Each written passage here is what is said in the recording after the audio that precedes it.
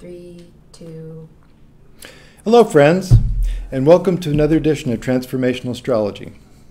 We're going to be talking about the equinox coming up tomorrow on Saturday, and we're also going to be talking about this full moon that's coming up on Monday, which is very interesting because the full moon actually is right on pretty much the same axis, obviously, as the 0-degree mark of Aries, which is where the sun is going to arrive tomorrow. So what we have is an opposition between the sun and moon right across.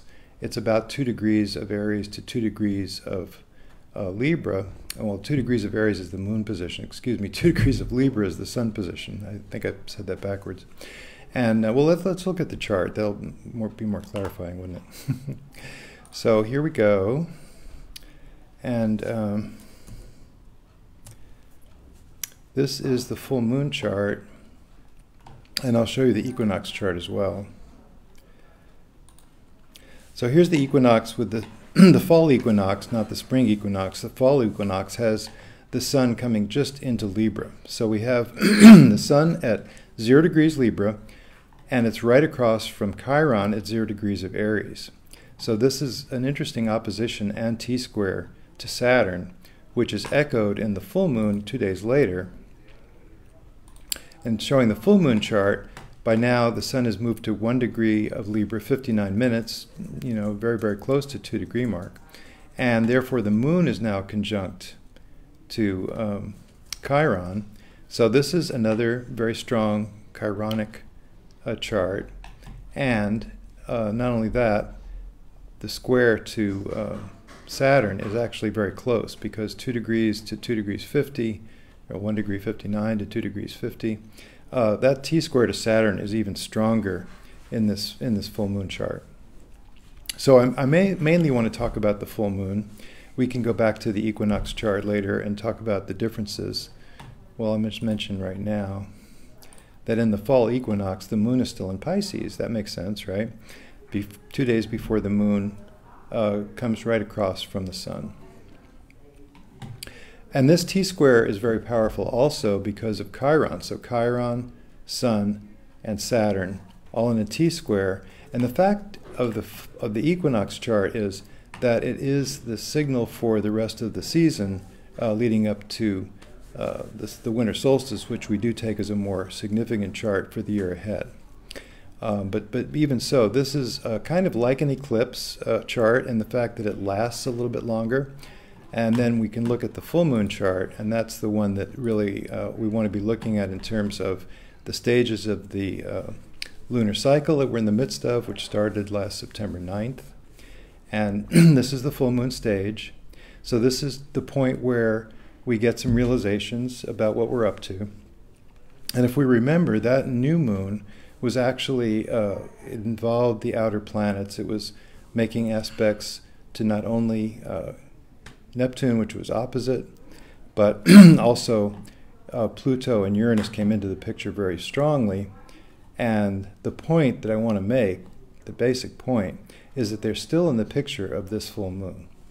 So that's very important to recognize. In other words, we're in the midst of a very strongly transformational cycle. I've been saying this all summer. It's just been very intense, ever since probably the June Cancer full moon. Cancer new moon, and it doesn't seem to let up. And if you'll notice in the zeitgeist, it doesn't seem to let up. So there's a reflection here between what's happening in the planets and what's happening in the society, and that's in a way reassuring. If things were going crazy here and we didn't see any evidence in the astrology, we might go, well, I guess they're not quite the same thing. But with this, we can say, oh. They are quite the same thing. We have a very strong, so the last 2 weeks of this cycle are coming up are going to be very intense also, just like it's been. And sure enough, we're seeing that in what's happening right now with the Republicans and the Democrats. We're in their standoff all summer. It's getting more and more intense, and now it's gotten to the point where there's an accuser of rape 30 years ago, and there's the Supreme Court nominee who is supposed to be defending the laws of the land. So, and he's been lying. So It's a really powerful. When I say he's been lying, there was evidence that, very strong evidence, by the way. I'm not just flapping my jaws here. He was involved in the earlier confirmation hearings with this Justice Kavanaugh, or Justice to be Supreme Court nominee Kavanaugh. The question came up in earlier confirmation hearings, which was 4 years ago when he was confirmed to the appeals court. I think it was about 4 years ago. He was asked if he had access to these talking points that the Republicans were passing around, and he said, "Oh no, I never saw it." And he was just straight out lying, because the evidence now is there that he had seen these talking points, and he just didn't feel like that was politically correct to say that. So he's a very political guy. He's a very conservative guy, and he is poised to become the Supreme Court justice, and the Republicans are pushing it. They want to get it through. The Democrats want to hold it up. So the fight is getting more and more intense in the zeitgeist, and it's something that we have to be aware of in the planets. And just looking at this configuration, it tells us, right, there's a very strong Saturn presence, which represents conservative empowerment, which is very strong right now. They're denying this opportunity, or not opportunity, but it would be absolutely normal for there to be an FBI investigation at this point, because there's something that came up in the confirmation that needs further investigation, and they're saying no FBI, can't do that. There's going to be hearings this week, next week. Anyway, I don't want to get into politics, and I don't want to take sides either. I mean, everybody has their point of view, and it's a perfectly valid one. So if your point of view is conservative, that's a perfectly valid point of view. If your politics is progressive, that's a valid point of view. But just recognize that these are represented respectively by Saturn and by Uranus, and they're in this very tight configuration. You can see they're less than a degree apart, and it is a trine, and we've spoken about that. The trine is not necessarily an easy way out for Saturn and for Uranus to be in connection with each other. And we also have a lot of Pluto in the current lunation, and even in this configuration, there's a bit of a quintile formation with Pluto. The moon is actually very closely quintile to Pluto, as it turns out. In the time passages software, you can see that. If you can find the line and put the mouse on it, you can see where the moon connects to Pluto. And the way you can also see that is by means of a single planet aspect that we have. And in that case, we have a thing that says select planet, and if you look at any particular planet, you can see what the connections are. And then if you go around to Pluto, you can see these purple lines coming off of Pluto right here, this one and this one. And it's a quintile to Venus, and it's a quintile to the position of the moon. So Pluto, I just wanted to mention, it's important to recognize, Pluto is still empowered in this configuration, just like it was at the very beginning of the cycle. So these are transformational times, and we really have to stop and think, what does that mean for each one of us individually? I mean, it's one thing to be talking about what's happening outside of ourselves, and it's another thing to be thinking about what our particular contribution is to the whole situation. How can we learn from it? What are we going through individually? And I believe it's something very similar to the 60s, because we have a very strong Saturn, we have a very strong Uranus-Pluto presence. And back at that time, there was the question mark of what was the way to evolve as far as society was concerned. And the hippie movement was really quite interesting, and there was a lot of creativity. There is now as well. And we're seeing now whether we can integrate that information from the 60s in a way that makes sense, or whether it's just not going to work out. So that's what's on the line, is what the direction of society is going to be. And we can see these struggles going on in one way or another all over the world between borders, defending borders, or taking care of people, allowing immigrants. To what extent can you do one or the other? And that's the big issue all over the world right now. And it's really likely to get even more intense as the years roll on to 2020, which is going to be a societal transformation, I believe, and many astrologers believe. And that involves also the conjunction, which happens every 20 years, of Jupiter and Saturn, which will be in Aquarius, the first degree of Aquarius. And before that, leading up to that, which is in December 21st, I believe, of 2020, there'll be a Saturn-Pluto conjunction at the beginning of the year, followed by a triple conjunction of Saturn, Pluto with Jupiter joining. So Jupiter, Saturn, and Pluto all together towards the end in December, early December, late November, early December of 2020, which will be a signal, and then just before the actual conjunction in Aquarius between Jupiter and Saturn, which starts a new Jupiter-Saturn cycle of 20 years. So it's a big time of societal change. And once again, it's really more important to think about what it's up for each one of us. Where are we at with our own personal development?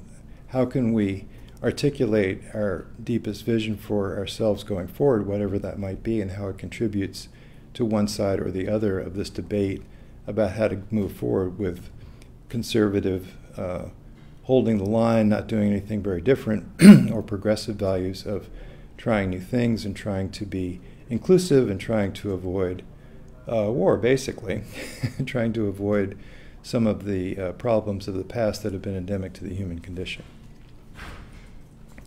So it's a powerful time, and I keep saying it, and it's very true, and by George, the configurations keep aligning with it too, to see this T-square to Saturn, it's very strong in both the equinox and in this full moon chart, which is a very powerful chart.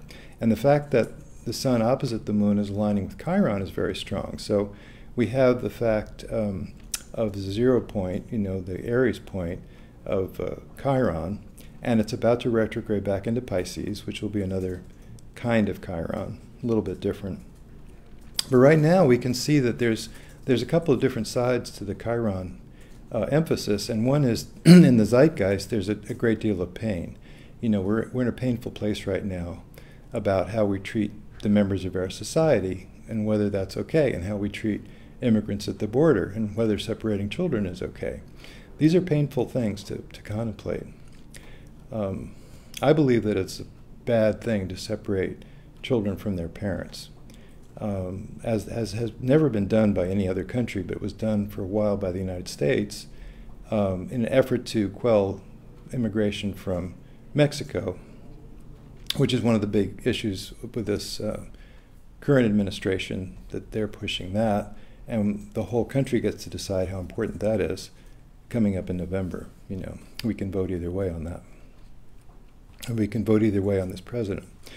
And so the painful situation that we find ourselves in with respect to the possible demise of Roe v. Wade, which means abortions become illegal again, which is really turning back the clock, not taking care of women in the situation that they need to be taken care of, invading the health concerns of women with the government policies. I seem to be waxing political, and I don't mean to be, but that's what's on the line, these very, very intense decisions about what's going to be happening in this culture. So we do want to open up to questions, and maybe this is a good time to do that. I can talk a little bit more about the full moon if that becomes necessary. Yeah. Okay, we definitely have some questions. The first that we'll take is from our email audience, from Anna. This is Leslie Benson, who's a trustworthy Astrograph time passages person. Hello, everyone. Hello. I'm the disembodied voice from the left side of Henry. All right. Well, thanks everyone for being here today. And the first question is from Anna. She asks, what does it mean when someone is born during Saturn retrograde? Okay. Well, Saturn retrograde is not a particularly difficult time because the outer planets are retrograde about 6 months of the year. So I never pay too much. I know that's a lot different if you're born with Mercury retrograde, if you're born with Venus or Mars retrograde, and we have a Venus retrograde coming up. So if the question had been, what does it mean if you're born with Venus retrograde, that would be a much more significant departure from just being born with Venus somewhere in your chart. In other words, the retrogrades of the inner planets do make an impact on the way they act, the way they are in the chart, the meaning that they have, the meaning that they carry. As far as Saturn, Saturn is always going back and forth. It's 6 months out of the year, it's retrograde, same for all the outer planets. And it just means the tendency is to be looking at it on more of an inner level than an outer level. So there's some way that the archetype of Saturn manifesting in your chart, wherever it might land in your chart, is all about maturation. It's all about holding back from excess. It's about limitation. It's about difficulty. It takes a while to get things done with strong Saturn, whether it's retrograde or whether it's direct. And we've seen the transition just recently between direct. It was retrograde, now it's direct. Just as in the last couple of weeks. And I think everybody's been noted. And of course, when it does station is a strong point. So if it was just stationing in a natal chart, that would be one thing to think about. If it was Saturn just turning retrograde, that's stronger in a individual chart. It's stronger in the sky too, and we have a strong Saturn right now, as indicated in this configuration. But it's been strong, and it's been connected with Uranus also, with that strong trine. It's been square to Chiron all this time. That's still powerful. And actually, the other thing with Saturn right now is that it's making an aspect also to Mars. In fact, there's a parallel. And in the time passages software, you can right-click on any planet and see the declinations. And you do see that the declination of Mars is -23.5, and that Mars is actually parallel to Saturn, which is at 22.7 in the same direction. And then that includes Pluto. You can see the symbols here: Saturn, Mars, Pluto. Pluto turns out to be right now at 22.1. So basically, about half a degree of celestial, declination it's called, between these two planets indicates that there's a strong connection between Saturn and Pluto right now, which I didn't mention. I have mentioned it in the past, because it's been around for a long time, and now it's beginning to get stronger again. So we have a very strong Saturn in this time, and I just wanted to mention that to me that represents a great deal of difficulty in getting anything done. Just when you think you've got it done, no, there's something else that comes up, and then you have to deal with that, and then you have to deal with that, and then finally you do get it done. The virtue is that you've really learned a lot. You've learned what doesn't work, and you've learned how to work through what the difficulties were. And so take that as the positive side of this strong Saturn presence. It's almost like Mercury retrograde. I don't know how many people have been feeling that, but I certainly have. And I think a lot of people feel like, oh, gee, there's another issue to deal with. And, oh, gee, I thought that was all set, and now I have to do this. But the good news is you can usually work through it if you persevere. And perseverance and Saturn are also compatible keywords, or perseverance is a compatible keyword for Saturn. So a lot of Saturn in the sky right now. And that's what I kind of turned the answer into, because retrograde Saturn is not that significant versus direct. It's more significant with the connections it makes with other planets in a natal chart. So that's a little roundabout answer to that question. Great, thank you. We have another question about Saturn. Geraldine asks, at what age does a Saturn return occur in your life, and what is the significance of this happening? Well, that's a very interesting point. It's around age 30. And of course, there's another Saturn return around age 58. You could say 29 years, I think, and then 58.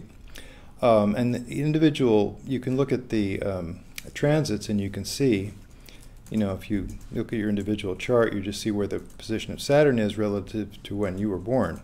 If somebody has been born with Saturn in early Capricorn, they were born probably about 30 years ago, and you can see the details of that Saturn return. It may be that Saturn comes up to the 2-degree mark, then retrogrades away from it, then comes back to it. So retrograding would be this direction, of course. I didn't do that right, but you can have just Saturn going all the way straight through where your natal Saturn was, or you can have it come up to your natal Saturn, then back away, then come up again. I think you can have more than 3 hits actually, but that a longer Saturn return indicates that there's a process going on that's important for you to tune into. But that age 30 is very important, and it comes up in a number of different ways. The progressed moon is also a 28-year cycle. So anyway, to answer that question, yes, about age 30. Great, thank you. All right. The next questions we have a whole slew of questions about the moon. Okay. So we'll dig into those. The first is from Suzanne. She asks, what can you say about how to interpret the influence of a person's moon in their chart? We hear so much about the other planets, and I feel the moon is often overlooked. Well, it shouldn't be. I agree. It shouldn't be. Actually, I found something very interesting with Uranus and the moon. In fact, I can even bring that up. Uranus, it turns out, it's very, very interesting. Uranus will highlight any planet that comes in contact with. And, in certain charts, I'm bringing up the chart of Carl Jung, C.G. Jung. Now, he had, interestingly, he had Uranus in exact partile connection only a few minutes away from a trine with Mercury. And Carl Jung, with Mercury, he lectured in 3 languages. His collected works come to 18 volumes. And in the end of his life, when he started in his deeper studies of alchemy, which was very important to his whole process, it was the spirit Mercurius that was one of the big factors in what he was able to elucidate at that time. So it's very interesting about Uranus and Mercury, but he also had Uranus with the moon. And here we have the moon, 15 degrees. So there was a sextile between Uranus and the moon. And what I've found with that, time and again, is it means that it's a different way of thinking about things. It's a way of coming almost from left field. Einstein had it too. Einstein had exact trine between Uranus and the moon. And of course he had the thought experiments that would just be kind of almost narratives of what if you're chasing a beam of light and you catch up to it, those kind of things that he was thinking through. It's thinking out of the box, I've found.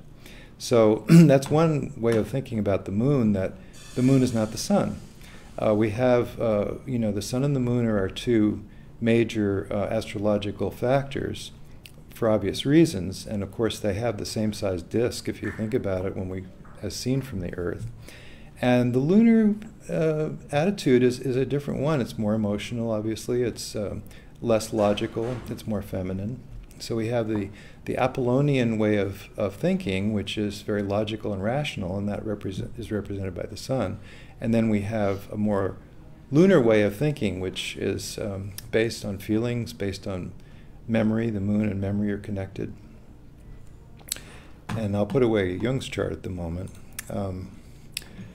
There is also a connection between the moon and the sign Cancer, as I think you probably know, and that is the natural position of the 4th house. So the moon, the 4th house, and Cancer are all related to each other.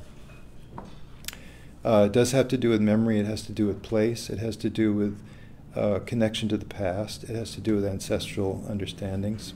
It has to do with the child connection. So if you have the moon with a particular planet, it may indicate the type of pet that you prefer. Like a Leo moon is often, they like cats. The moon in Sag might be more horses. And you can see those things with the moon Jupiter as well. So it's very interesting to think about that as kind of like a pre-adult phase, or something that we always have with us that is less logical, less responsible, perhaps more in tune with joy and childhood. And childbearing and nurturing also is represented. The moon is very important in natal astrology, and it shouldn't be overlooked. In fact, we say that the 3 signs that represent you are sun, moon, and rising. And we're always going to be very interested in those. And they do manifest. They each manifest. It's not just the sun. So I guess that's a little bit of an intro to the moon. Great, thank you. Okay. The next question is from Michaela. And she asks, can you explain the different phases of the moon and their influence? Well, that's another thing, yes. So in a natal chart, you actually have a sun-moon phase. And maybe I'll go back to Jung, since that was a recent example we had. So what is Carl Jung's moon phase? You would have to look at the position of the sun, check out the opposition to the sun, which would be, if the moon was in Aquarius, that would be a full moon phase. And then if the moon has come all the way down to 3 degrees of Taurus, that would be the square, that would be the closing square. So this is actually a third quarter moon, or I think they call it a gibbous moon. And the thing about the last quarter is this is a disseminating moon. This is somebody that wants to share the knowledge that they have, as he did with the entire world, and started a new way of looking at human psychology. You know, it's very, very profound thinker and very profound speaker in that way about many things, you know, but tying together the unconscious and the actual societal indications of that. So yeah, the full moon person is somebody that feels like they have a lot to share similarly, but more the third quarter though it's like sharing is the important thing. And then the new moon phase is sort of like an Aries, just starting out, has a lot of curiosity, wants to figure everything out for themselves, doesn't want to ask questions, just wants to go ahead. So that's, yeah, the phase of the moon in the natal chart is definitely significant. Great, thank you. Okay. So Michaela's next, she submitted multiple questions. Her next question, Okay. and actually you just answered the first 2 of them, so that's great, thank you. Oh, okay. Her next question, she's basically wondering about how the progressed moon cycle works. I think I heard you read that question before. It has to do with the new moon, the progressed new moon. Yes. Yeah, I remember you mentioned that. It was a long question. Well, the essence of that question is, what is the progressed new moon? Gee, we need an individual again. So let's go back to Carl Jung, since that seems to be working out. And if we display his progressions for right now in a biwheel, even though he's not around anymore, we can still look at his progressions. And they do have to do, after death, they do have to do with things that come about. You know, if the name becomes prominent, if people suddenly rediscover Jung, as happened in the 60s, even though he's still alive in the 60s, you know, it's very interesting. You can see the references to the natal chart.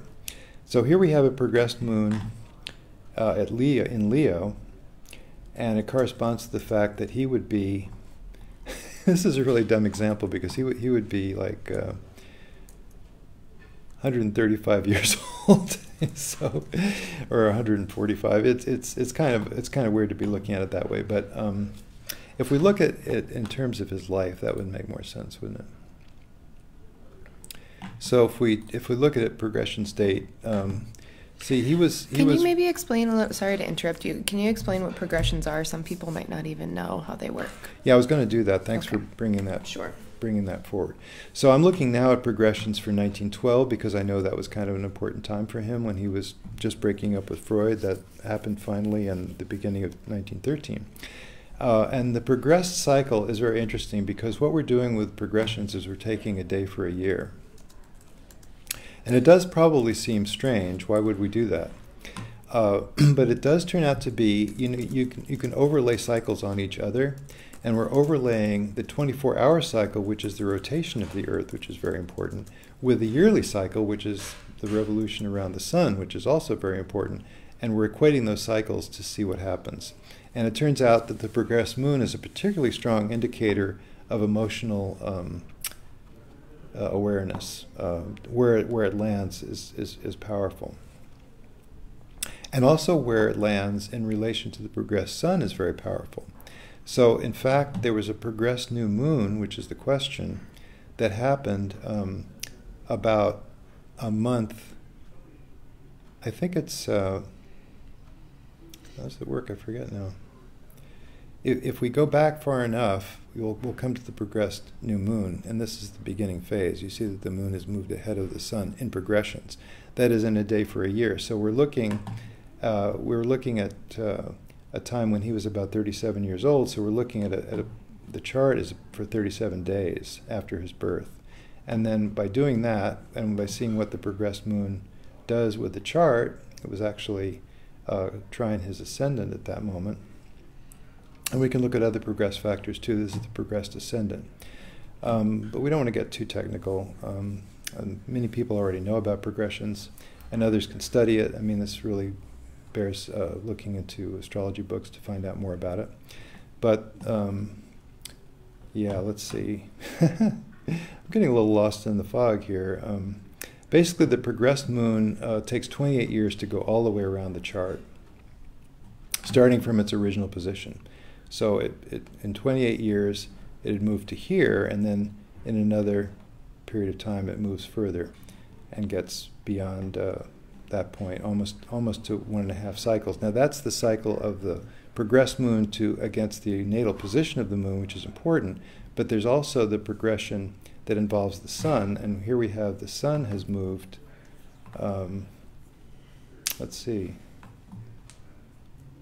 Oh yes, it's moved about 37 degrees. That would make sense, because it's about 37 years. If you look 25 years to the beginning of the century and then another 12, and this is when he was going through a lot of turmoil, which would show up if we looked into it more closely, but that gives you the basic movements, and you can see how that goes. So it'd be interesting to see exactly when his progressed new moon was. It would depend on the original sun and moon angle and then how they move after that. And the progressed new moon is a very important time. It is a time when you're starting a new 30-year phase. Basically, it's a 30-year, because the lunar cycle is a 30-day cycle when it catches up to the moon when this moon catches up to the sun every lunation cycle. And so 30 years would be, it's a time where another 30-year phase starts. And in fact, it was a little bit before this, I guess, that he had his actual progressed new moon. But this was a time when he was really launching into a whole, maybe that's when he met Freud, actually. He met Freud, and he became part of the whole psychoanalytic movement that Freud had started, and then he broke with Freud and went off and began his own branch, his own school of study, which he called analytical psychology. And I think that's enough for now. So that gives you a little idea. I didn't do a very good job of explaining all that, but it's a big topic, and really you should study it. And there's many books and literature that explain the progressions and the progressed moon. Great, thank you. And maybe we can include some very specific references and books and resources in the comments after this video is over. Okay. If anyone is curious we about can supply that. Actually, it's on the website. There's a really good list of books that's on the website. Under I forget where it's. I'll include the link to that in the comments here if anyone is section of the website. Curious. Great. Okay, so our question now is from Richard, and he's here with us live. Okay. And I just want to say that I appreciate you, all of you, submitting your wonderful questions. And as you'll see, the comment that's pinned at the top of the comments, I ask for very specific questions from you all, and that's just basically to avoid going into super specifics of anyone's personal chart, or if someone's asking for something only for Aries that doesn't really apply to anyone else. So thank you all for considering that as you ask your questions. And Richard's is a little bit on the line, but I'm going to go for it because okay. I think it will be helpful for everyone else to hear as well. Okay. So he says, hello, Henry. I've had Mercury and the Sun opposite my natal Saturn and Chiron today, and it's felt difficult and tiring. No real surprise there, especially as we build up to the full moon. But he would appreciate any advice you can offer on this. And maybe you can just talk a little bit about what that means when something like the Sun and Mercury are opposite a person's natal Saturn and Chiron. Oh, it's his natal Saturn? Mm-hmm. And Chiron. I missed that. Yeah. Well, he's having a Chiron return then. Mm-hmm. That must be age 50. Are you age 50, Richard? Maybe you can type a reply to Leslie about that. Let's see. I mean, approximately, of course. So the fact of the matter is, if Mercury and the Sun are opposite, here we have the transiting chart, right? So if Mercury and the Sun are opposite this person's natal Saturn, which would be right where my mouse is, then we know that the full moon hits that Saturn. We know that Chiron is also, and that he has a natal Saturn-Chiron conjunction apparently at this point, or at least within a few degrees. And so either Chiron is coming up on the Chiron return and then backing away and coming back across, depending on exactly what degree the Chiron is. Chiron return is very important. This is a time when you're really tuning in, just like on a Saturn return, you're tuning into your maturation. You're tuning into what are you about, what are you serious about. Saturn is serious, right? The Chiron return, you're tuning into where is your inner wounding and what is all that about and how to deal with it.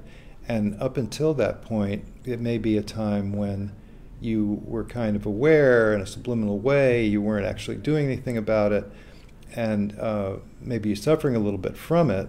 And of course, with Saturn Chiron, it would be, in many cases, an authority wound. That would be that you had a lot of discipline as a child, maybe too much. You tend to distrust authority. Is it in your best interest? You tend to get alarmed for no reason when there's a cop car behind you. These are, little signals about it. So dealing with that authority wound, of course, the answer is to come to your own authority and to forget anybody else's authority. I mean, go ahead and align yourself with it. I'm not saying to be a total rebel, but, be very aware of where you stand and don't worry about where you're being told the society requires you to be. Just be aware of those, but have your own inner strength. I mean, that's what it's all about. That's how you grow. And tuning into both of these, tuning into what the Saturn Chiron is all about in your natal chart is what's happening with that Chiron return. When Chiron comes to that point, returns to its natal position after 50 years, and then you can see, now this is going to be several hits. If we were to look over time, we'd see Chiron is going backwards. It gets around, I forgot how many degrees into Pisces, then it turns back around and goes forward again. So you're having kind of multiple Chiron hits on your natal Saturn Chiron, and that's very important. And this full moon is very important. So this kind of lights it up. I don't know what the exact degrees are involved are. When you say it's opposite, it could be by a few degrees off. But if it's right on, then that's a significant time for you. If you're in between 1 degree and 5 degrees of Aries, as far as those natal positions, then probably this full moon is an important time for tuning in, recognizing what's going on with not only you're having your Chiron return, but you're having also a Saturn square natal Saturn, the closing square of the second Saturn return. You see that would be coming around again at age 60, nearly 60. So it's a very important time to really gather yourself and figure out where you're going, which you've been doing all along, I'm sure. So that's a summary. Awesome, thank you. Our next question is from Gowrie. I apologize if I did not pronounce your name correctly. And they're here live with us. Could you offer a few words for Saturn in Capricorn? And for them it is in waxing gibbous through the 8th house. As if, you know how the planets can also have phases like the moon. Oh, yeah. Yeah. So Saturn in Capricorn, and for him it's coming into the, I'm not sure what you said. It's in the 8th house and in the waxing gibbous phase. To its natal position. Mm-hmm. Okay. So that's either, well, it's probably the second Saturn return he's talking about, huh? It doesn't matter, I guess. But anyway, yeah, I don't know about the Saturn phase. You definitely want to look at opposition to natal Saturn.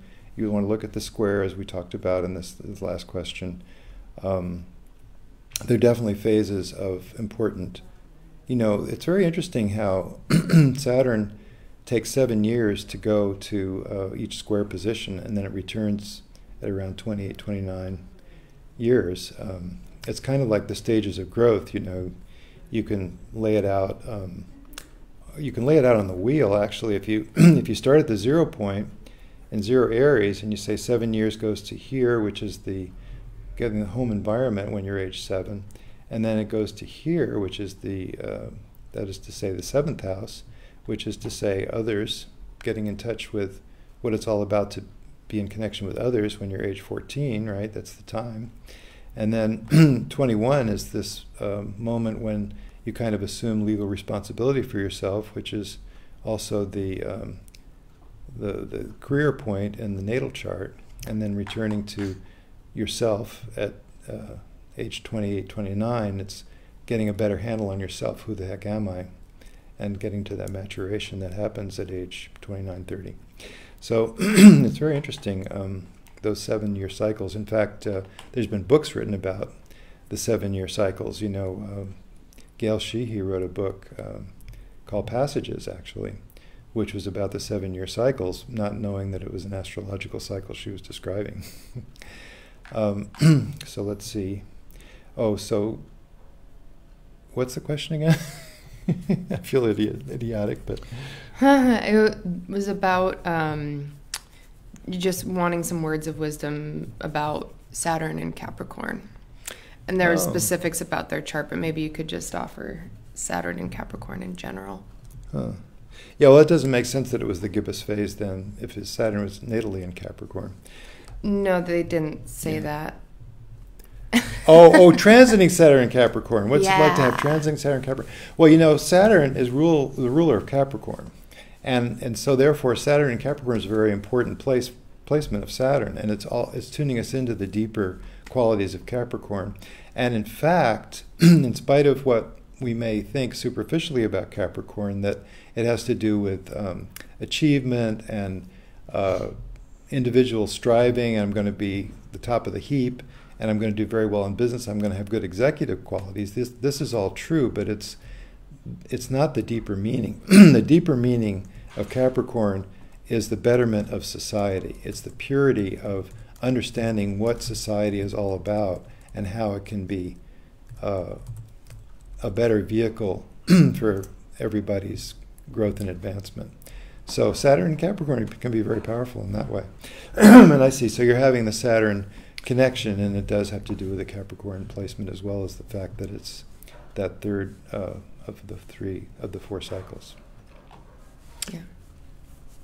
Great. Thank you. Okay. Moving on. Hope that helped. A little glitch in communication. No worries. Yeah. Okay, so our next question that we'll take is from Seth, and he emailed in. He's asking, please explain the kind of energies you could expect to feel when any transiting moon event, new or full, occurs in the same sign as your natal chart moon. Well, it's more important when it's right on the planet.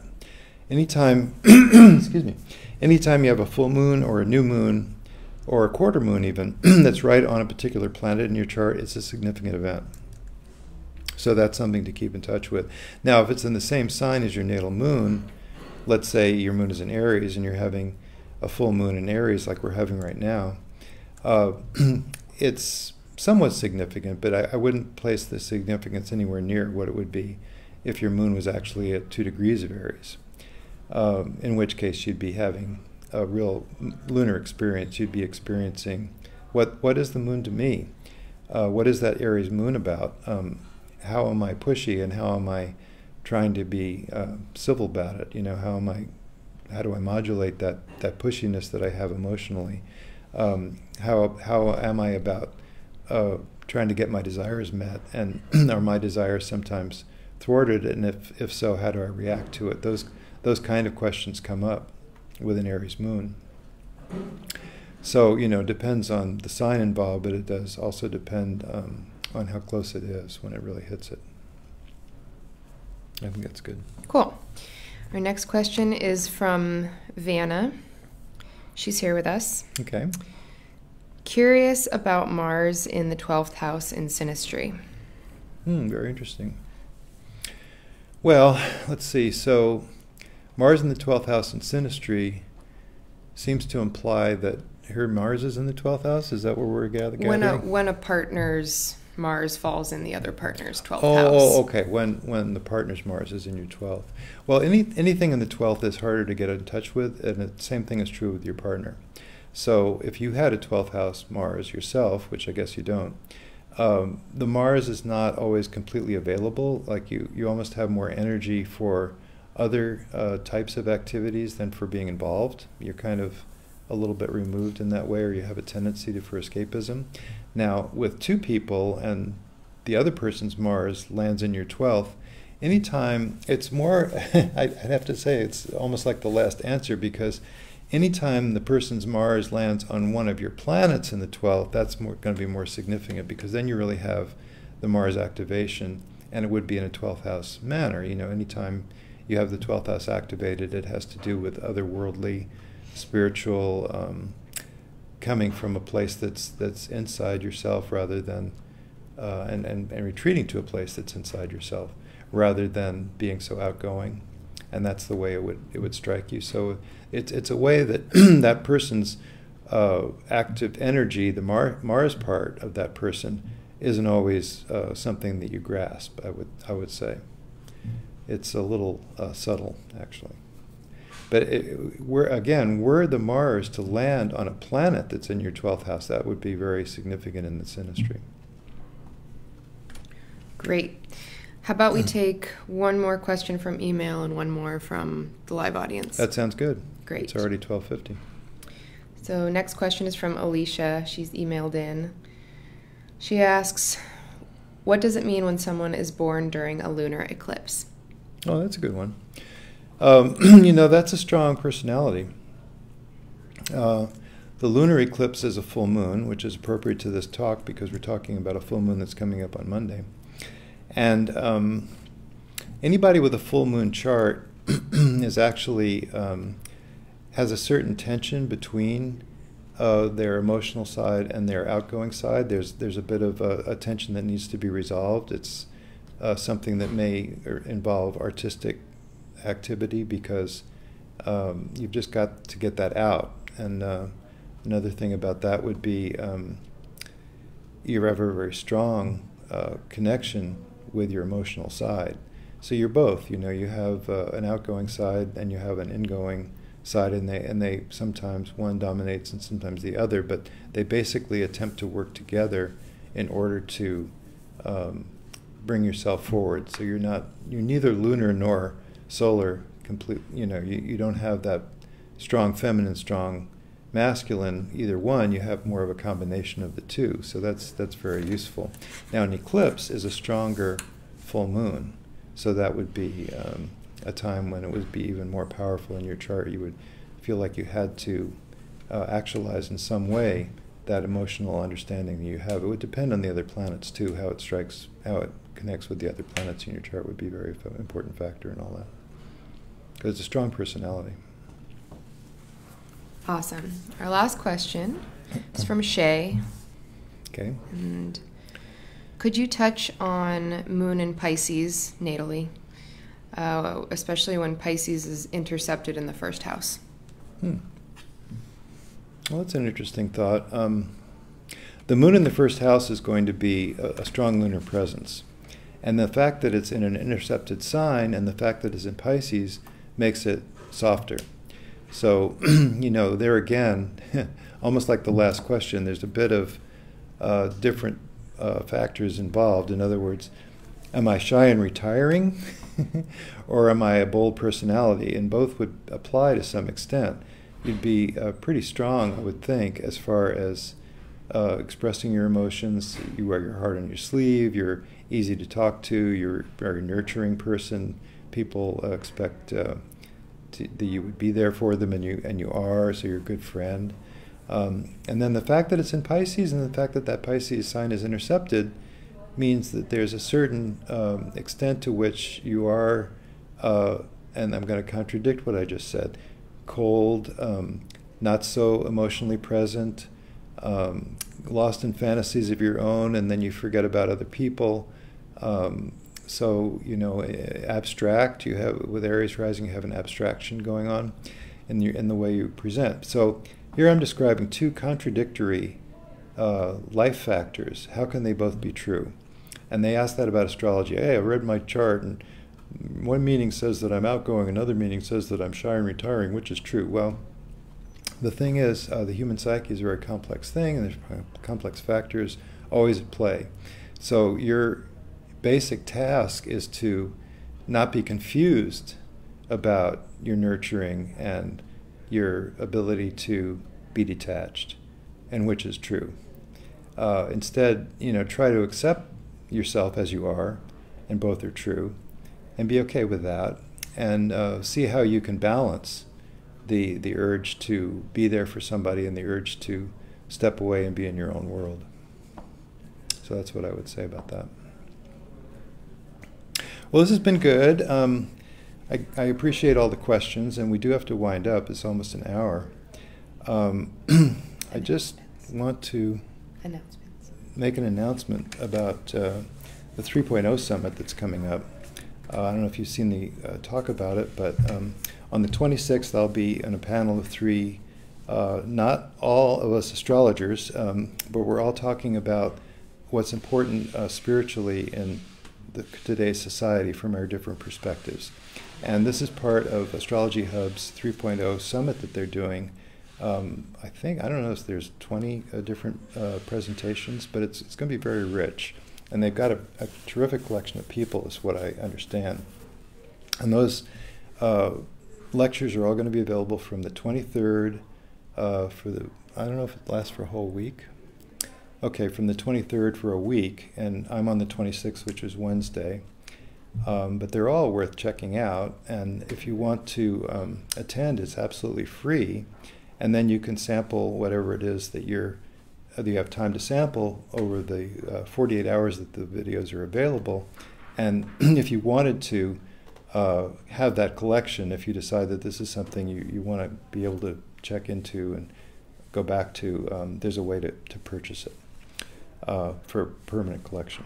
So I think that sums it up pretty well. I like what Astrology Hub is up to. I think they're doing a great job of what I'm trying to do too, is promote some of these notions that astrology counts, that it's valuable, that it's a way that we can move the society forward by recognizing that there's a spiritual component to everyday life, revealed by the fact that somehow the planets mystically convey information to us that is true and accurate, so the universe is able to speak back to us, and we're not alone. It's not. We used to think in the postmodern thought that there was an ensouled character of the human condition in a disensouled universe, which is just bumping along by mechanical means, and it makes for a very materialistic cosmology, which has been difficult because there's really nothing to hold us to any kind of moral compass, which is lacking in today's society. And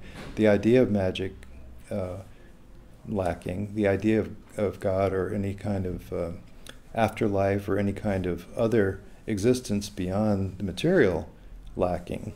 And it's a very important thing to recognize that there is a strong connection that we have with the universe, with some kind of spiritual connection, we can call it.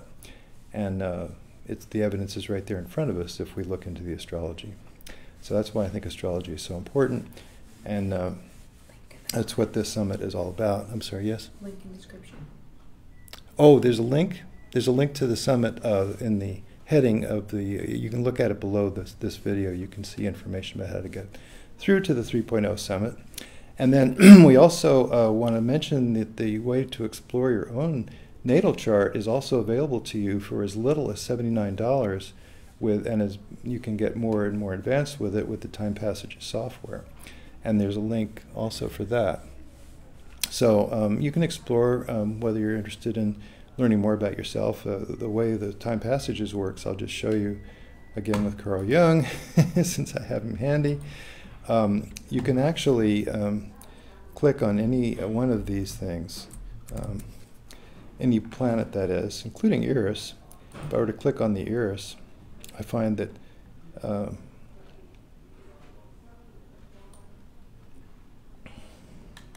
this is a general description of Eris. And then if you click on Saturn, you get how Saturn is in the first house, and also in Aquarius. So there's a lot of information available for any of the planets you just click on. And then we also include, by the way, these new planets, Haumea and Makemake, if you decide you want to display Eris and TNOs, and we have to close pretty quick here, but the positions of Eris and of Makemake and Haumea, as well as the position of Eris, are all revealed when you look in the time passages, and you can see a general description also of Haumea, which was only recently discovered and named as a planet. So there's a lot of information here, including transits and progressions and comparisons, and you can really benefit from this study because it illuminates things about yourself, and by therefore understanding more about yourself, you can understand more about the whole society and the universe is functioning in a way that we don't normally recognize in conventional thinking. So that's all we have for today. I'll switch back.